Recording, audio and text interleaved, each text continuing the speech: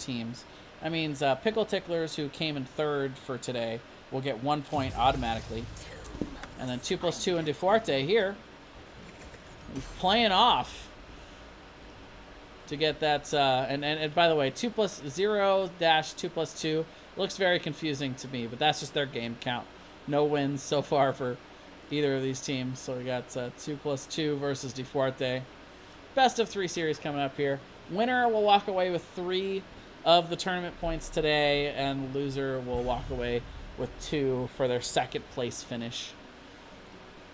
Of course, we'll be making a highlight reel later this week for these teams, for all of the biggest plays that we've seen today. By the way, if anybody ever is interested in co-casting, I do have that black screen slot on the previous screen that I'm happy to fill in with somebody's lovely face and the name on the overlay. And, you know, maybe you can even come cast some HotS with me, too, while you're at it, you know. Might as well, right? All right, so DeFuerte versus 2+2. Game 1 going to be played on Tomb of the Spider Queen. This is the map pick of 2+2. Away team, no. Home team's supposed to pick the map. I played this wrong. Fail sauce. It's okay, we'll just do it backwards. We'll fix it next time. No big one, no biggie.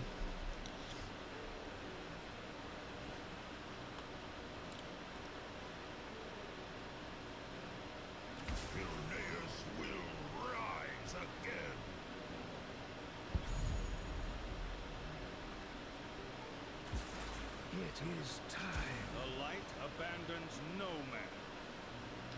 But either way, it's going to be the Greymane pick for DeFuerte. They really seem to favor that Greymane pick so far in this tournament, and who could blame them? It's probably one of the most versatile heroes in the game. Definitely worth a first pick, especially if you're trying to go with the Stitches blow-up comp. We do see the Uther and Zol coming out, though, for the side of 2+2. So there's a couple of good picks to really be able to deny some of the strong pairings with the Stitches. It's also famously a very good Stitches map. He's got good wave clear to contribute here on Tomb of the Spider Queen. Not quite as good as Zol, mind you. Zol definitely one of the best wave clear heroes in the game. Can get you really good early advantages in this one, and Uther, one of the strongest healers in general. So, side of DeFuerte, not going to elect to go with the Stitches just yet, but this seems a little bit familiar. I don't know if they were watching that last game at all. I'm not going to give anything away, just in case we're being stream sniped here. But a new Barak and Rhaegar coming out for the side of DeFuerte. The Zarya ban, going to be the ban of choice here for 2+2.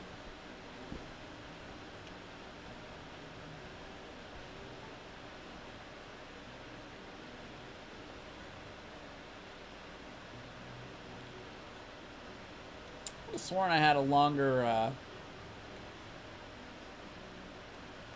stream delay in here. Now looks like that didn't take. Well, no, it did take. It sure should have taken. Yeah, it says 60 seconds in here. Huh. And yet it doesn't look like it's in there. Well, that's lesson learned for next time, I suppose. Zarya will be the ban out here for the side of 2+2.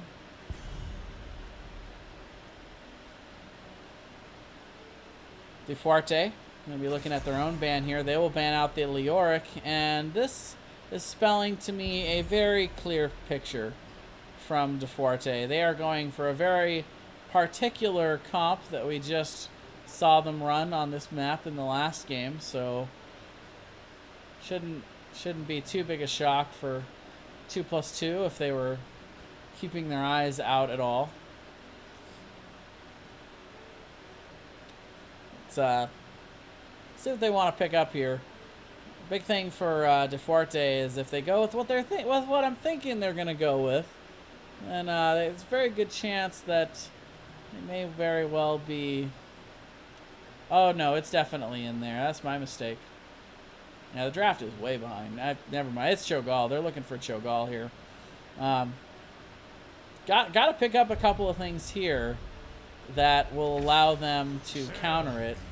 And there it is, Diablo and the Tychus coming out. Percentage-based damage has arrived here in the Nexus to try to deter DeFuerte from going with that Cho'Gall pickup that we saw so eloquently executed on the last one.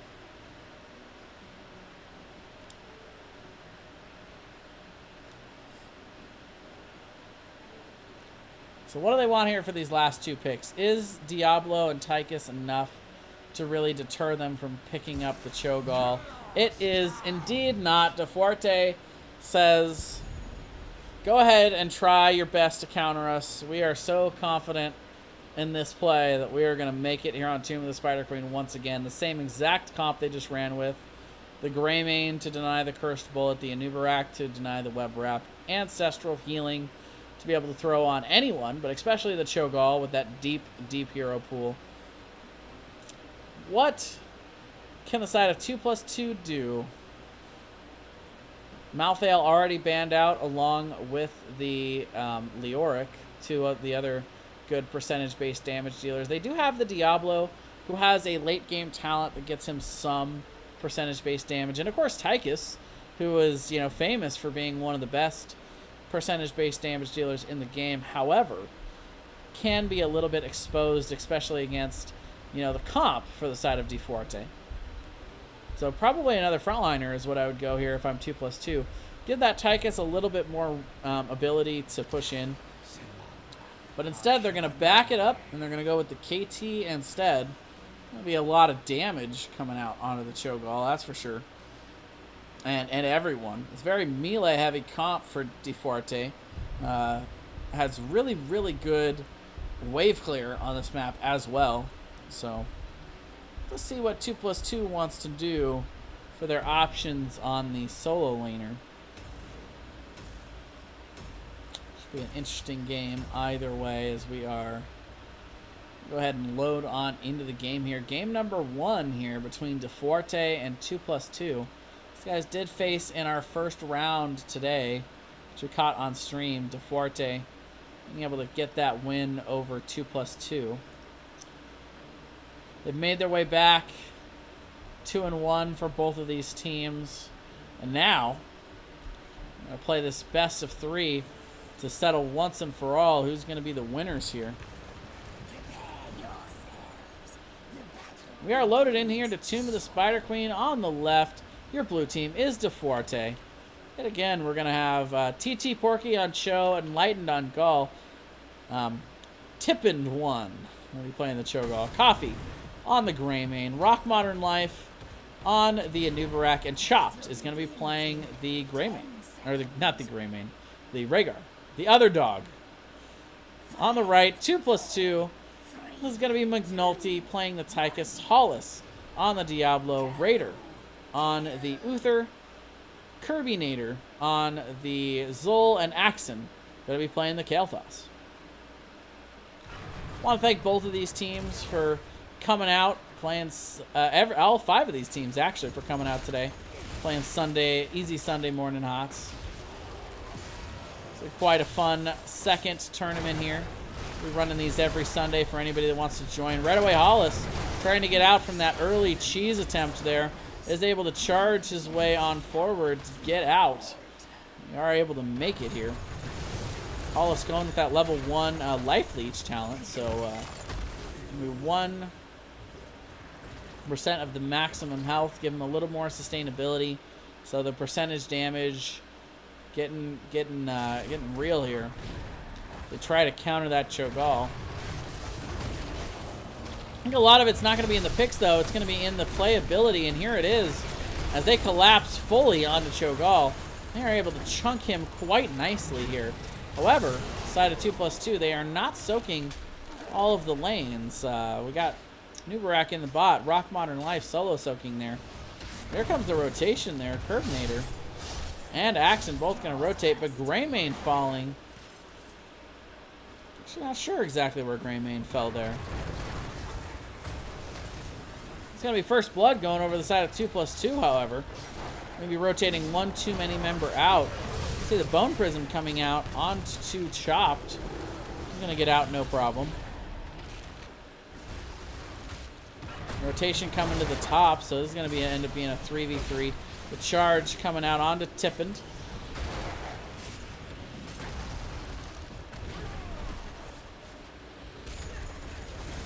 Not going to be enough follow-up there to really do much about it, however.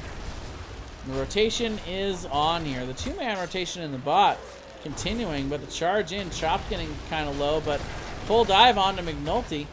They'll start to bring him down a little bit here. They end up turning on the Uther, so the Uther is going to be the one that falls. Level 4 achieved just a tick ahead by 2+2 as they even the kill count here. Does DeFuerte 1-1. Very even match so far. Gem count being dominated a little bit here by 2+2 at the very least. But both teams, you know, kind of rotating. Not really doing the tight 4-man rotate. Not pushing a whole lot into these top and mid towers. Though just as I say that, nice wave comes to drain some of the ammo. First turn-in going to be achieved by HotS here. Going to get 17 of those gems dropped on off into the bank.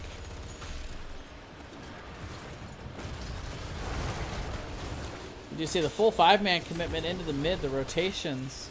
Very interesting. Not your standard 1-4 rotation. Coffee coming to the top, trying to get the wave clear going. Got to be a little careful here, though. The 4-man rotate, or the 3-man rotation is here. So they're pretty much rotating 3 between top and mid, and then 2. They're rotating Axon and Curbinator between the top. They end up collapsing as 5 into the mid. And right now, there is a fight going on here. Tippin a little bit low on the Cho'Gall, but it is indeed Tychus that ends up falling first. HotS also going to end up falling as the commitment is real here from DeFuerte. They get back in onto Raider, but Tippin knows he's going down, trying to stall. She tries to maybe go back in to see if he can get something done. But Cho'Gall ends up going down, and that's going to be a lot of gems for the side of DeFuerte. End up hitting the floor here. Yeah, rough route to the rest of the turn-in for the side of DeFuerte. Meanwhile, on the other side, 2+2 does have the gems that they need to turn in and get this first web weaver phase. Both teams hitting 7 right around the same time. Curbinator might be trying to secure most of this turn-in here. He and Axon do have the key. Actually, HotS could also turn in after this. And they are just 1 away at this point. Pretty much anybody can turn in other than Curbinator now.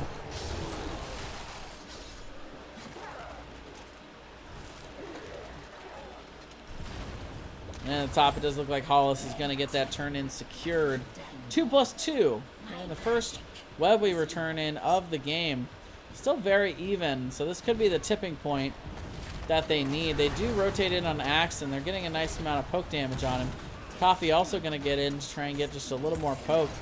Axon going to play back to the wall here. Go ahead and tap the well for the healing. Full commitments by this 3-man squad in the top here by 2+2. They are going to get rotated on, however. The poke damage is real. They do turn onto the Cho'Gall, though. Chopped is kind of separated out from the team right now. Axon actually going to come up and hit him with the gravity lapse. The Bone Prism comes out from Curbinator. And, yeah, Rhaegar caught on the wrong side of that team fight.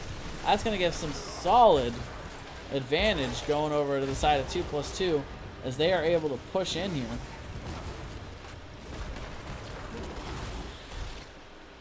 Rotation into the bottom also, though, from Curbinator and Axon. I keep wanting to call him Curbinator. That's okay. It is Curbinator. Maybe turn in some of these minions to his own side. Siege down that tower. Level 10 has been achieved. Odin popped here by McNulty to get the extra siege damage on the mid, and they are able to take down those 2 forts. The cleanse coming out from Chopped to get Cho'Gall out of trouble there. And the 5-man is here in the mid. Curbinator even throwing out those skeletal minions in the back, trying to get a little more advantage, trying to steamroll this a little bit. Both teams actually have almost the same amount of gems now. The side of DeFuerte dropped so many gems with the pick earlier. onto the Cho'Gall. They still do not quite have enough. They are going to pick it up here in the bottom lane, though. That should end up being just enough to turn in. However, just 4 gems away, and all of them have been turned in with what they have here for the side of 2+2. Just need one more gem out of somewhere.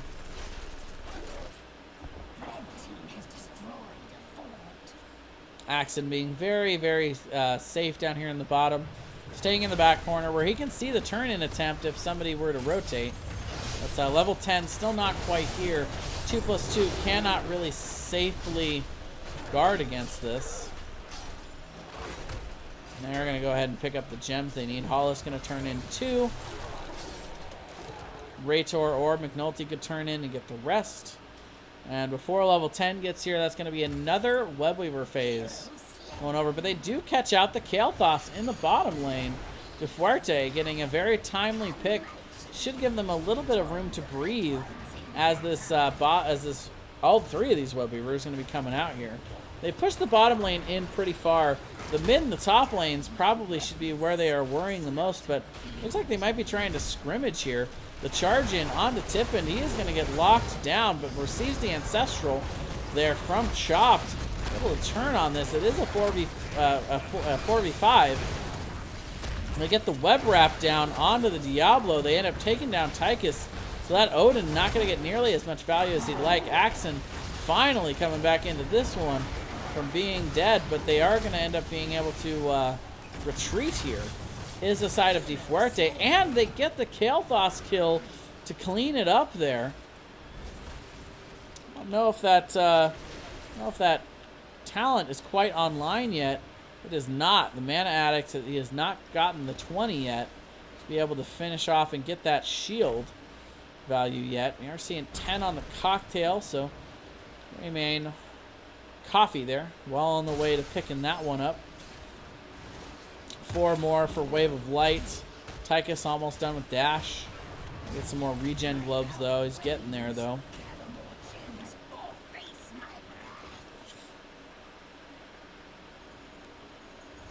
So we do see McNulty going ahead and grabbing this bottom camp. They weren't quite able to get what they would have liked to have gotten off of that Webweaver phase, but they have definitely put DeFuerte on the back foot for the moment. They have 90 gems.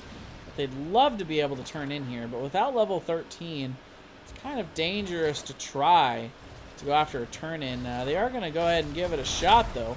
As soon as they see the side of 2+2 show up, though, they are going to back off a little bit. Curbinator, though, on the flank. Going to throw down those Skeletal Mages. Coffee gets completely blown up here. Cho'Gall also at Abject Horror, and that is going to be a ton of gems on the floor, at least 40. Being dropped there off of those 2, and a huge team fight win for 2+2.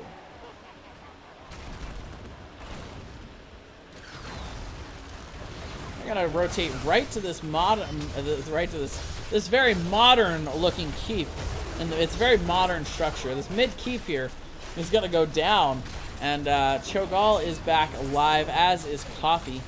So very short death timers here still in this stage of the game, but level 15 has been achieved here for the side of 2+2. Side of DeFuerte still hasn't been really able to have a chance to soak much. I'm gonna rotate to the bottom and clear up that camp. But side of 2+2 getting closer and closer to having enough gems to secure that turn in. 3 of their members are gonna go ahead and dump their gems here, while Curbinator and HotS rotate to the bottom. Again, making sure that Rock Modern Life doesn't feel safe to turn in.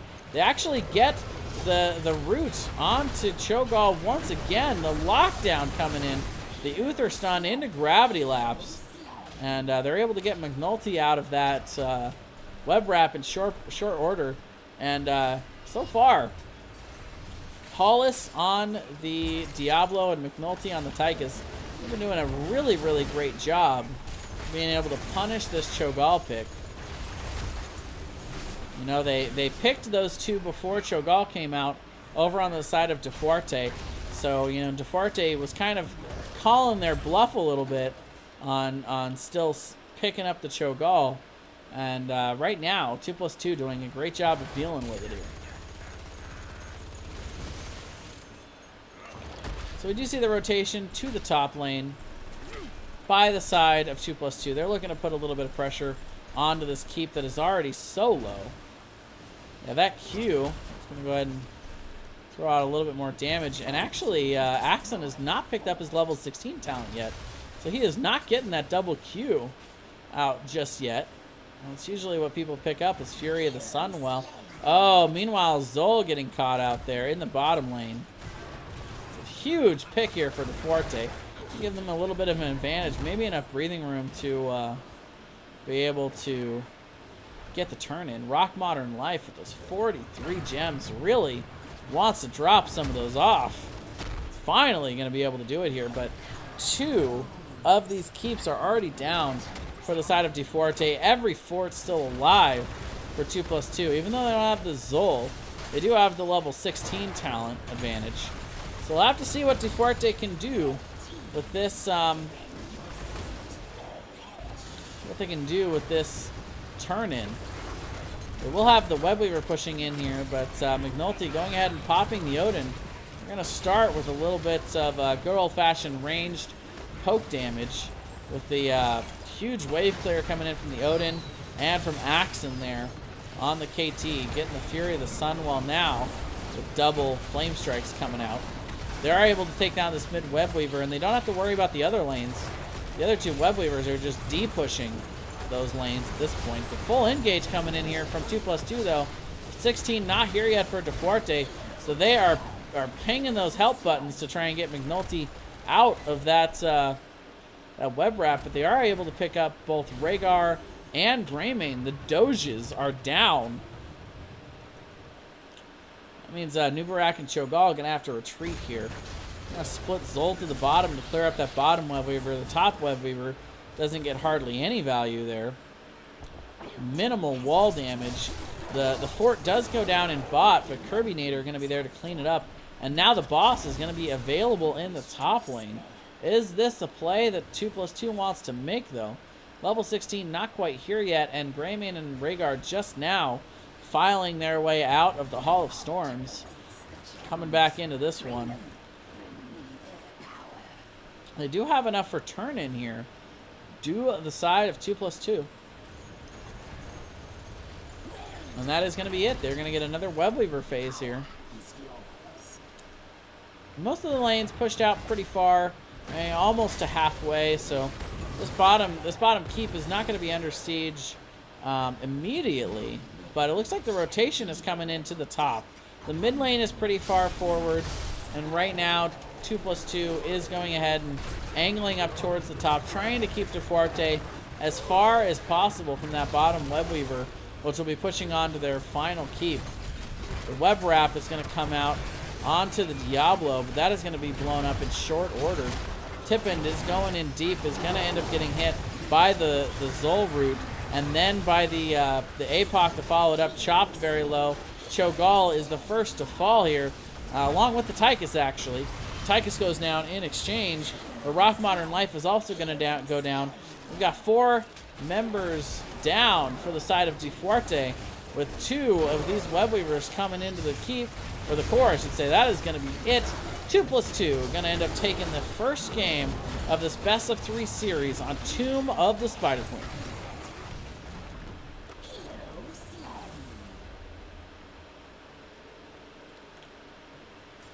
Very impressive response to the Cho'Gall pick. Something we've seen be very, very strong in the, in certain places in the meta so far. So definitely something that 2+2 is going to enjoy looking at coming off the heels of this first one, is how they were able to deal with the Cho'Gall. Massive damage coming out from Kirbynator, actually, starting to make this skeptical caster believe in the Cho'Gall a little bit more. I really liked the armor pick at 1. I see a lot of Zols right now going with the backlash.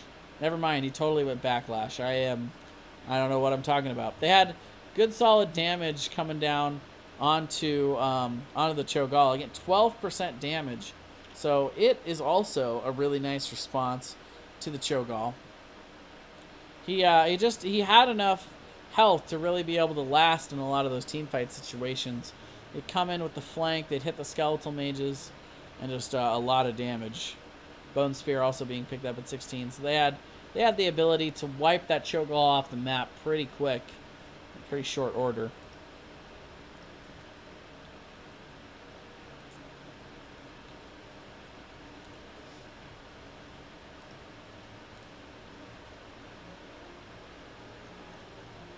All right. So let's go ahead and get the next map pick coming out from these guys.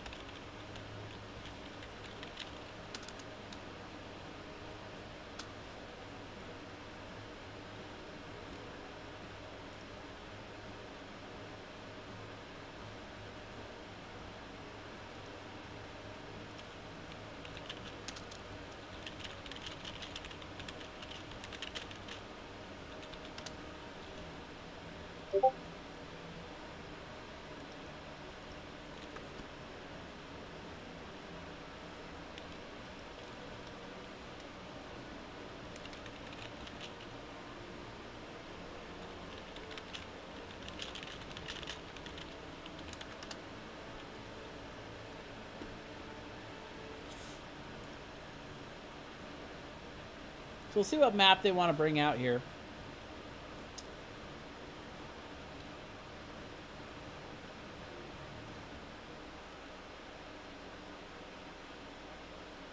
All right, Coffee. Thank you very much for joining us, man. Looks like we might be losing people on both sides, actually.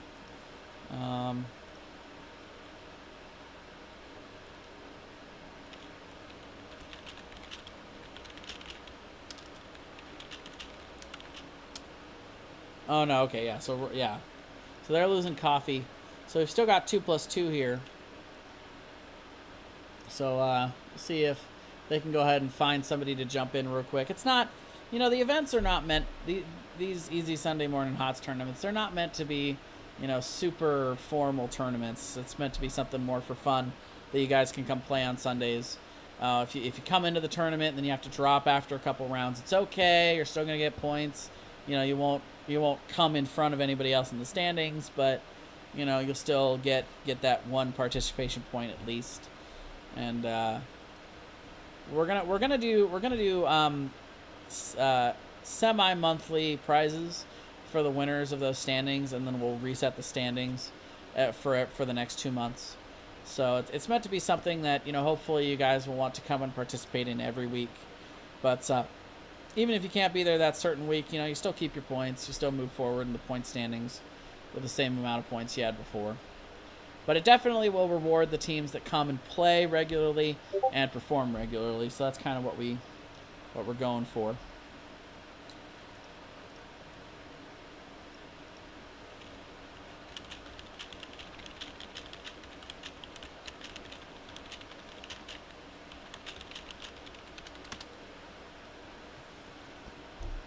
All right.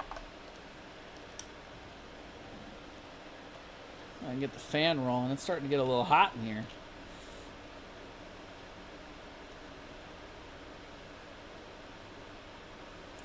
All right. Let's see. I wonder why those aren't auto-updating.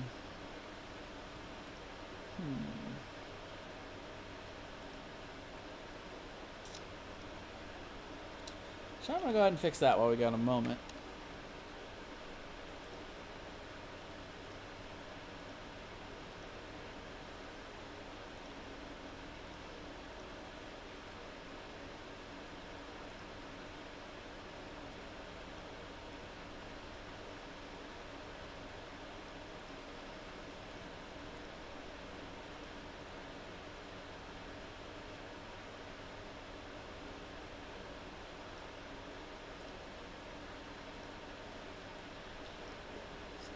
Grab these up here so they're a little bit better.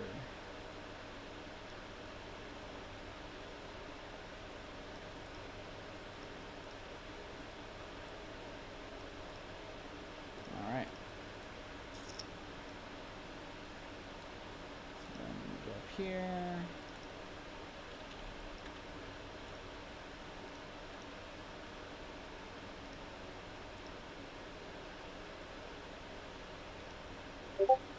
These guys are taking a little bit of a moment to relax a little bit,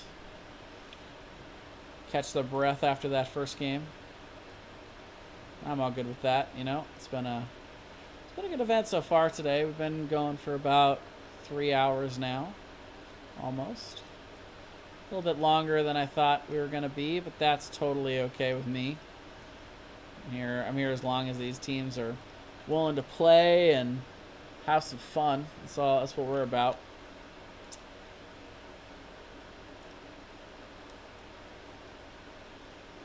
Really liked the rotations from 2+2 in that last one. I feel like on Tomb of the Spider Queen, so a lot of how you play on that map and how you win is being superior in the rotating and blocking your opponent's turn-ins, securing your own turn-ins and picks that'll enable you to really be able to take advantage of those. They got to the level 10. You know, it was really even up to level 7.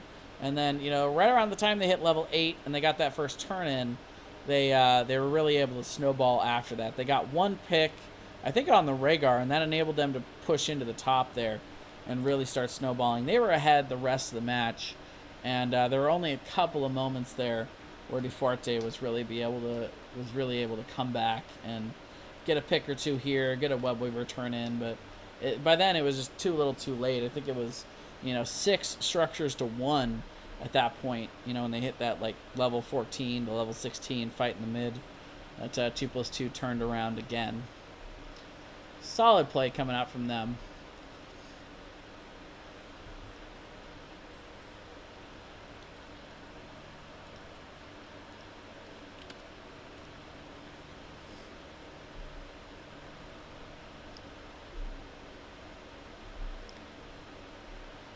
But yeah, Coffee, I'm glad you had fun, man. Glad you came and joined in. Like I said, I'm hoping that this is a fun event for a lot of people to come join into, just because of the, you know, the participation factor, right? Like, so we're gonna be going to Dragonshire.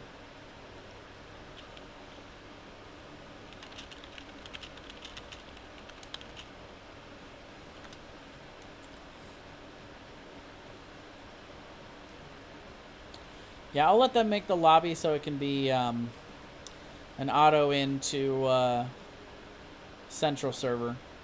I don't know if let's see, what server am I sitting at? I'm sitting at best match. I think, yeah, so it might work still, but I'd have to change. I guess I could just change it to Central and make the lobby, but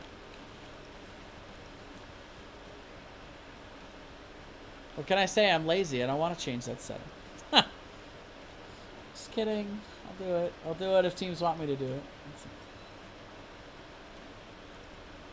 All right. Looks like we got that sweet, sweet lobby invite.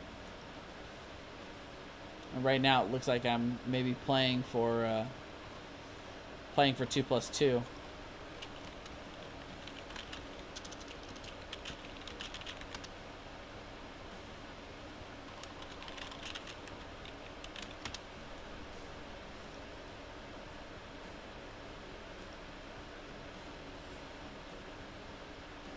No, that's okay. 2+2 doesn't want me. I understand. I understand. It's okay. I think we'll live, team.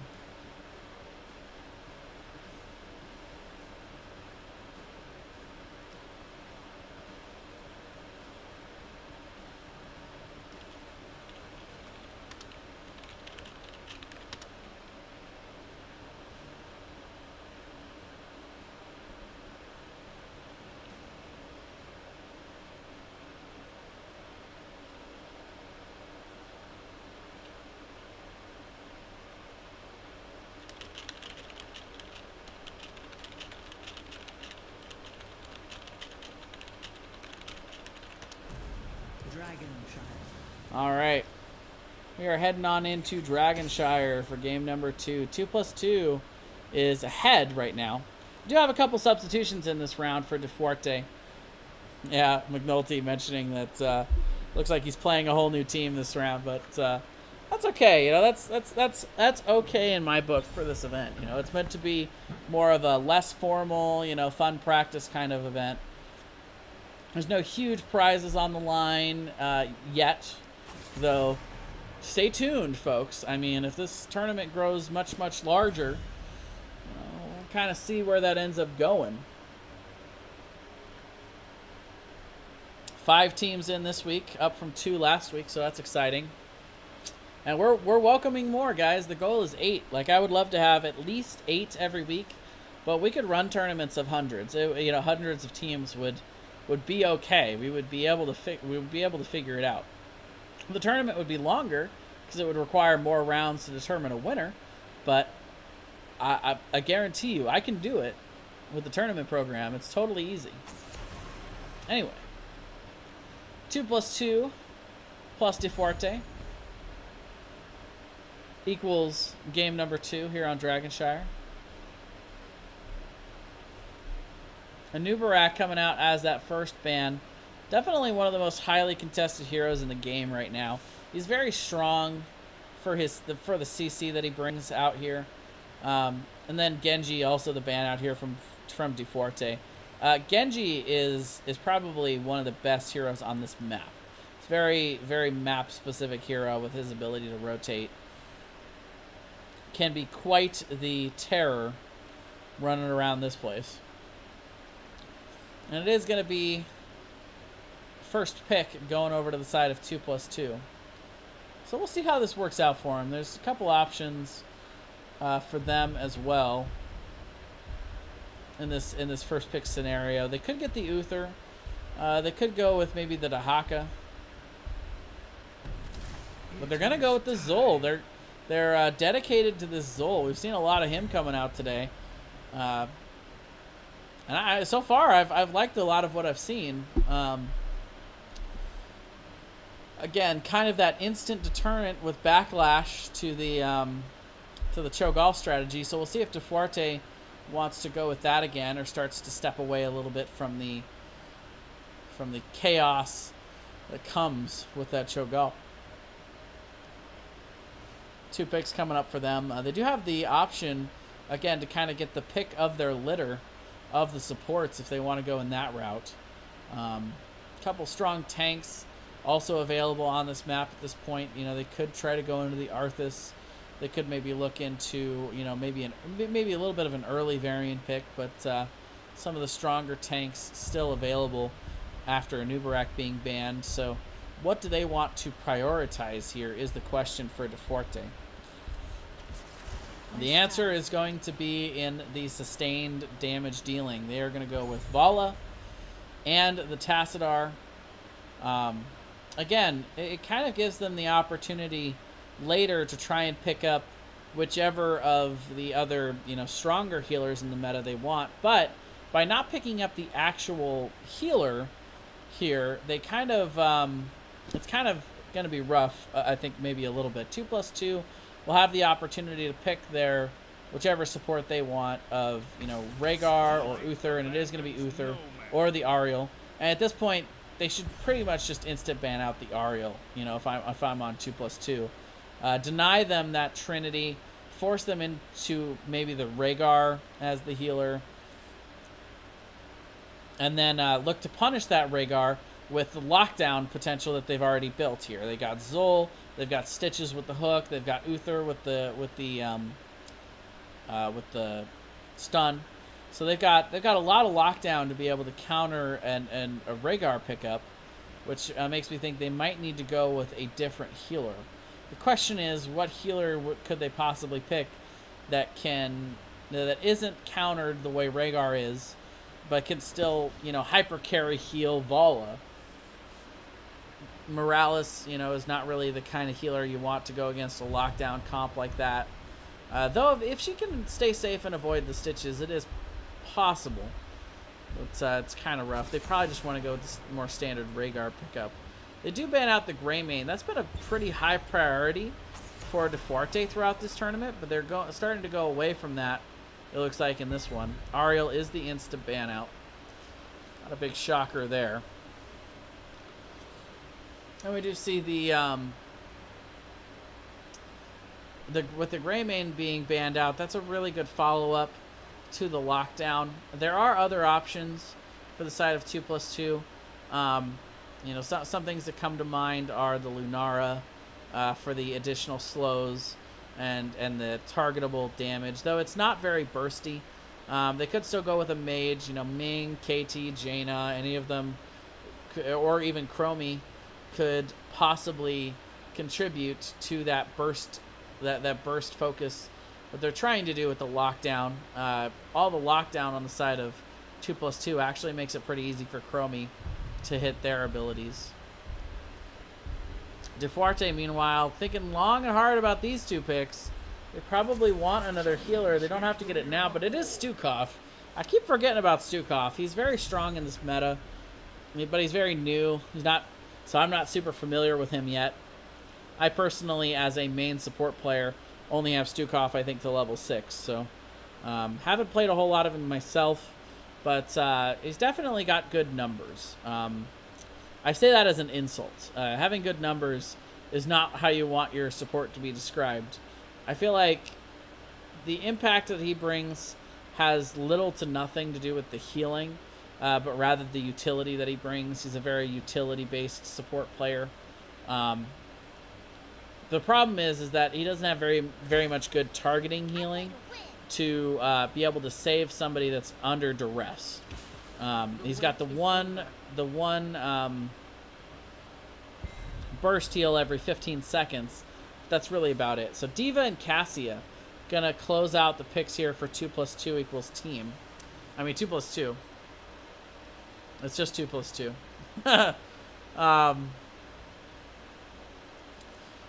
Diva and Cassia.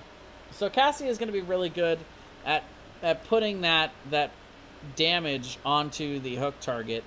Does have a good gap closer with the ability to do that. And Johanna, I'm going to close out the picks here for DeFuerte. Diva also really good at being able to reposition, body block, and just in general be a good deterrent for the rest of the team.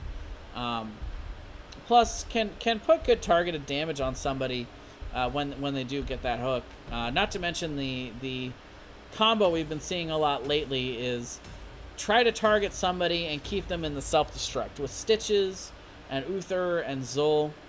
They have a lot of good slowing and rooting and stunning abilities to be able to either pull somebody into a self-destruct or keep somebody stuck in that area when self-destruct is going off to try and blow them up. If I would change any one thing for 2+2, I might go for the Ming instead of the Cassia. I think that it still brings a lot of good targeted damage, but it's also burst damage, but in a more sustained form than most of the burst damage dealers out there. I also think Chromie could have been good, but we'll see how the Cassia turns out for them. I definitely like their draft overall in this one. We are loaded in here onto Dragonshire, game number 2. Your home team on the left is DeFuerte, looking to turn this into a 1-for-1 series, take us to a game 3. Rock Modern Life. Going to be playing the Johanna. Buata is going to be on the Tassadar. Lightened 1 is going to be on Stukov. Rain is going to be playing the Dahaka. And Chopped will be on the Vala. On the right, up 1-0 here in this best of 3 championship series here. Championship match. McNulty going to be on the Diva. Rater going to be playing Uther. Kirbinator on the Zul. Hollis going to be looking for those big hooks on the Stitches. And it will be Axon playing the Cassia. And I do like Cassia for the blinds against Vala. I think that and the tasks too, but mostly the Vala. The hook coming down onto Lightened, and he's going to be the target of a lot of this CC and focus damage, but Chopped getting extremely low, barely walking away with his life, and the AoE damage is real coming out from 2+2. The sustained also good to be able to bring DeFuerte back up in health, but 2+2 ripped into them there. A little bit of struggle there with the focus damage. They weren't able to kill anyone, but they did get a ton of overall damage out there.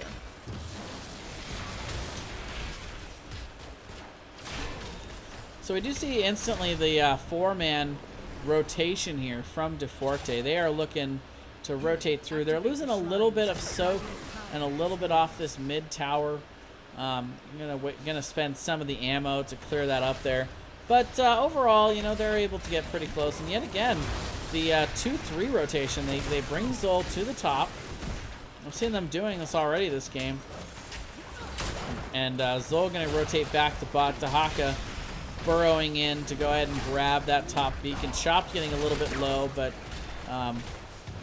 Wata actually hitting the shield onto Johanna. I don't think that was the target he was looking for, but they get the pick on Stitches all the same. Gonna be first blood going over to DeFuerte. Gonna own both of these beacons for a moment, but D.Va gonna rotate to the top there to grab that. While most of the action still remaining here in bot. Nobody's soaking mid until the rotations come in. Zol's gonna have to be a little bit careful here though. Kirby-nator seeing that rotation into the mid. Not gonna step out from the shadows quite yet. Wait for McNulty to get down here, but then start clearing this mid wave. Meanwhile, Hollis trying to get this bottom shrine is going to be chased out by the 3-man rotation here from DeFuerte. Rock Modern Life in the mid here trying to clear this up. Rotations going everywhere right now. It is a 3v3 in the bot lane, however. Right now, Axton gets the blind out onto Chopped. Wata getting kind of low. Hollis is just standing in on this point. The healing is real, though, from Lightened. And right away, we see the Stitches going down. The area denial coming out there also from that silence from Lightened. The Lurking Arm going to be coming down to block that entrance. It's a very nice feature of the Stukov kit here on Dragonshire. But again, nice rotations here from 2+2. They are able to get a lot of extra damage out. Kirby-nator have to get out of this situation here in mid. Taking a little extra harass from that hungering arrow there. But rotating very nicely through the mid and top. We're getting some good damage onto that. And not giving up the Dragon Knight. You know, they're just trading for now on these beacons. They're not losing too much in the bot either. The towers are basically out of ammo, but you know, you look at mid, one of those towers is already gone. In the top lane, they've drained a lot of the ammo up here because they're winning this rotation, sending Kirby-nator from mid to top. It's gonna throw out the root onto Chopped as a defensive mechanism there to get him out. You see McNulty pushing yet another wave of minions in here.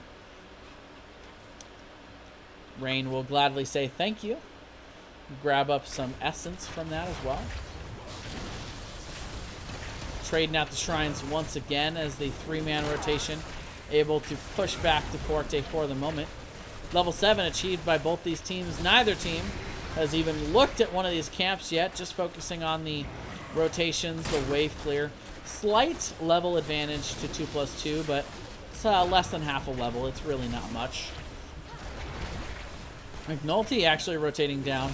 First time we've seen McNulty in this neck of the woods. The body blocking is real, though. Lightened is going to get body blocked out here, but Raider also getting very low. Uther actually the first to fall as both of the supports going down here. Uther's going to be able to try to keep Axon up in that ghost form, but there goes the Uther ghost and the helping hand. Not quite close enough. That's a very strong rotation and a nice gank there by DeFuerte. Rock Modern Life also going to be sitting here trying to get McNulty as he comes out of the mech and Chopped in for the finish there. Vaulting aggressively to be able to get that pick. That's a 3-for-0 exchange in the bot lane. DeFuerte getting themselves a little bit of an advantage out of that bot. They're going to be able to rotate around, evening out the XP also from that exchange. Actually, I should say it was a 3-for-1 exchange. They did get the Stukov there. They did have to walk away from that a little bit. Had they had the Stukov healing, they really would have been able to take a lot of advantage out of that. But we do see the first camp of the game being picked up here by 2+2. They go ahead and rotate to the bottom and grab that. Level 10, about half a level away for both of these teams. They're going to hit it pretty evenly here. Dahaka trying to soak that bottom lane, but actually tries to rotate up to get the shrine, but it's not going to be quite in time. 2+2. Gonna pick up the first one there. Zol on the Kirbinator. Or swap that around. Kirbinator on the Zol. Grabbing that in the mid. The Dragon Knight gonna be going ahead and wailing away at this mid fort with nothing but chopped on the Vala to defend it. Meanwhile, the 3-man rotation here in bot to try and help push these siege giants in, get them a little bit more of an advantage. Keeping 3 members here so Kirbinator can do his thing in the mid lane. However, the turn is real Uther and going down. Another pick going over to the side of DeFuerte. They have been winning in the team fighting game, 6-1 in the actual kill count, but they have been losing in the structure damage. Well, that's what we like to call stored XP here on this channel.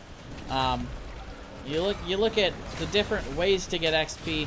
You can get it from hero kills, you can get it from minion kills, or you can get it from siege structure takedowns. Right now, the lead is about half a level, but there is more than half a level to be gained here for the side of DeFuerte. However, the turn is real. The pushing, the arm push there. What is that? That is the massive shove coming out from Lightened. Give him a little bit of room to heal himself back up here. The focus was real onto the Stukov, but as I was saying, in every lane, the towers are still alive.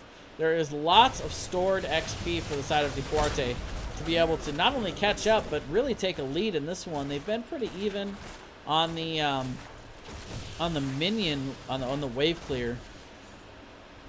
Maybe losing a little bit in mid throughout this match in the first half of this game. But in general, it's pretty close. If they just get a little bit of an advantage, get a little bit of structure damage out, DeFuerte will actually end up leading in the XP count. But right now, both teams just cleaning up some camps, rotating around and making sure the waves get pushed out. And get that sweet, sweet XP. Looks like the side of DeFuerte is going to actually leave that bruiser camp to do its thing behind them. It's going to prevent any more minion waves from coming in. They do have the siege camp here, but they are going to go ahead and back up.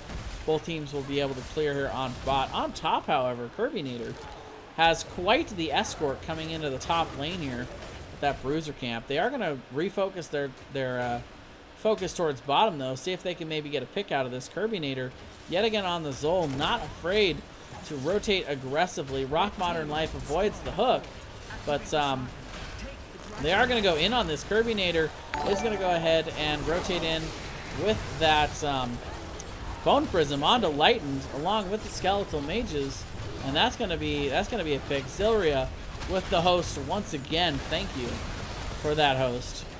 Very much appreciated. Side of 2+2. Taking full advantage here. Not even worrying about trying to get the Dragon Knight. They rotate through the bottom. They get the last fort remaining for DeFuerte. They'll be able to rotate around and pick up these beacons as well. Now, putting their a little bit more of their focus towards that Dragon Knight. But they're going to go ahead and pick themselves up a camp beforehand. They know that the side of DeFuerte can rotate to mid here and grab this. They also know that level 13 here is here for DeFuerte. So they don't necessarily need to take a team fight before the 16 comes in, but here they come anyway. Zol does not quite have those skeletal mages up yet. He's going to be rotating down. Dahaka grabs that top beacon to stall, but they're going to turn this into a 4v5. 3 seconds on those skeletal mages. Kirbinator looking to get the flank in yet again, sets them down. The damage is coming out for real. Here comes the self-destruct. Rain is not going to be able to get out of that self-destruct. It's going to take a ton of damage, but the drag onto Zol. They end up with the first pick here. Chopped is going to end up getting that shield and the healing from Stukov. And wow, DeFuerte turns this around. It is going to be a 4-for-0. McNulty not going to be able to make it out either. Going to make it a 5-for-0. DeFuerte taking that fight down the 13 talent tier, and all of a sudden they're winning the fight to the 16 talent tier after all this is said and done. And this is where the stored XP comes in. Every single lane has these forts available. Along with the front walls, the lanes are also pushed out. They're going to end up getting a Dragon Knight off of this, along with a lot of structure damage. And DeFuerte is definitely going to take a lead coming into the second half of this one. Rain on the Dahaka. Going to go ahead and grab that Dragon Knight. So they're not going to have both frontliners, but they are going to have both supports and Vala to be able to help push these in. The Skeletal Mage is coming down yet again from Kirbinator. He's starting to get a little bit low here. Receives the D shield and the Q, at least, from Raider, but still kind of low here. Wata being it's under siege there from McNulty. The self-destruct is available for McNulty, but they don't quite have the lockdown they'd prefer, and the massive shove to push McNulty back here. It does look like DeFuerte is being deterred in this moment, though. Dragon Knight not quite able to get a whole lot of value at this point. They do rotate to bottom. They're going to go ahead and pick off the front wall here. Dahaka, of course, is the one in the Dragon Knight, so after this is down, can rotate to top to try and clear that big wave. We do see the massive shove onto the self-destruct. Diva ends up going down. Stukov also falling, however, in return. Rain, stuck right in the middle of this team, is going to pop the adaptation. The Root actually is going to go down onto the Vala. These Chopped will be the focus target. Axon trying to finish him off, going really deep. The last second shield coming in to save Vala with almost no health. Axon is able to turn out of that, however. The Root coming down onto Tassadar, coming out of that hook, however. All of that action ends up being just Tassadar going down. Level 16 for both teams here. Going to have the opportunity to breathe just a little bit, and look at these talents. This is going to be big shot coming out for the Diva. The Ball Lightning for Axon there. This looks like Kirbinator's looking to rotate here. The Root coming down onto Rain. The stun coming down, and the Burrow's going to save him for a second. But Raider will be able to follow up with the stun there to secure that one. And that's going to be another pick. And this top Bruiser camp going over to the side of 2+2.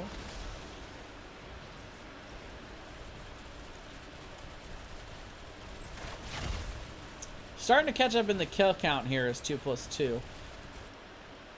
It's a lot of the XP they've gotten to be able to retake the lead. They're going to go ahead and split up and start getting these camps, getting the map pressure. They have vision in every lane from these lanes being so far pushed out.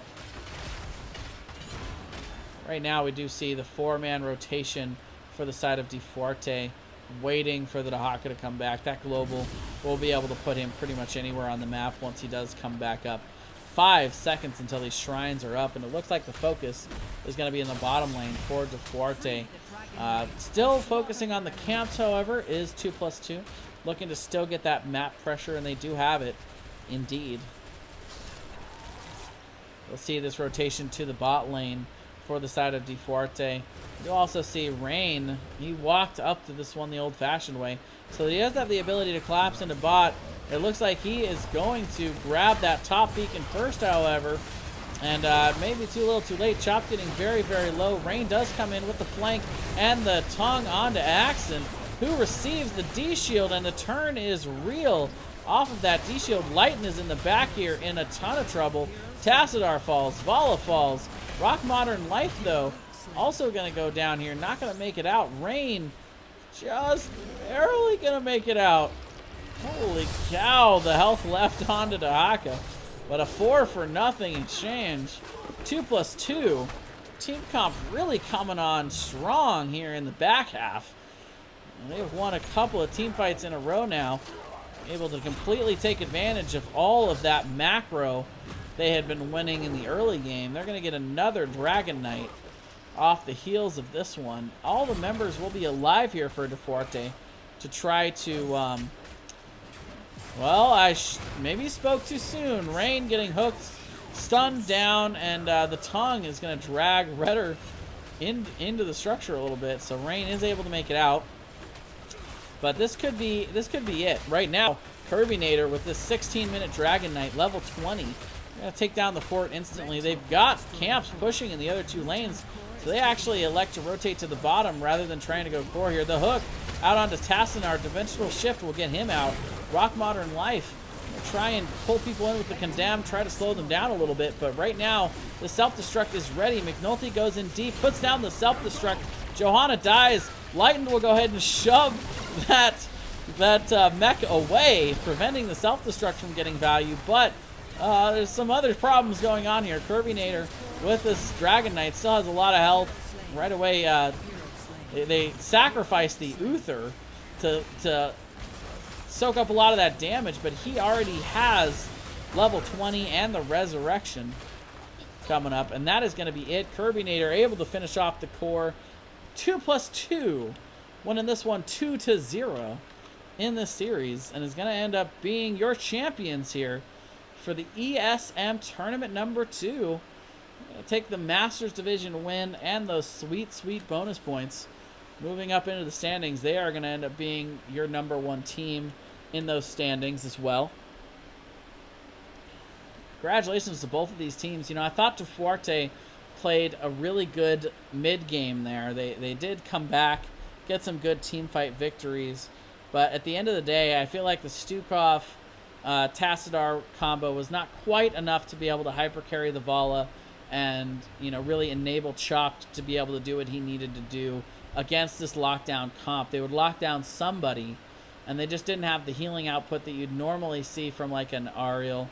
You know, the AoE healing that you see from an Ariel coming in during those team fights.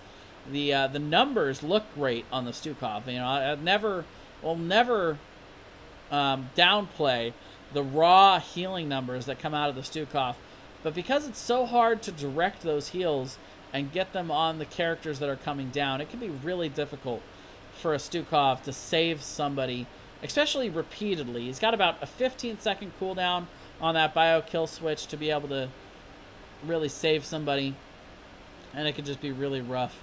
We did see the targeted excision to try to reduce that cooldown to 5 seconds every once in a while, but overall, just felt like the save ability was not there without the Crystal Aegis or the Divine Shield. You know, the massive shove did get some value trying to push the mech away when it was self-destructing, but there's so many other lockdown tools, so many other killing tools, and, you know, allow me to take a moment to apologize to the side of 2+2 for criticizing that Cassia pick. They got massive value. 97k damage coming out from Axon on that Cassia. And just great team play all around for 2+2. Congratulations to these guys for winning in only our 2nd ever tournament here. I hope we will see more of these guys in the future, and I hope we'll see more of everybody in the future. We're going to be running these tournaments every Sunday. Again, if we get 8, I think it'll be a little bit more easy to organize. The numbers start to even out so that we can get more easily run formatted Swiss tournaments. But in general, I liked how it came out today. I felt like everything was pretty fair in general. 2+2 coming out and winning that series 2-0 and making a statement here in the 2nd ever tournament. So thank you for all the teams for coming out. I am going to go rest up a little bit, maybe do a little bit of streaming later in the evening. So hopefully you guys will want to come out and play more, like I said, play more of Easy Sunday Morning HotS. Every Sunday morning, registration starts at 11 p.m. Pacific Standard Time every week. We'll start the tournament right around noon, depending on how we got that registration rolling. And yeah, that's pretty much it for us, guys. So going to be doing some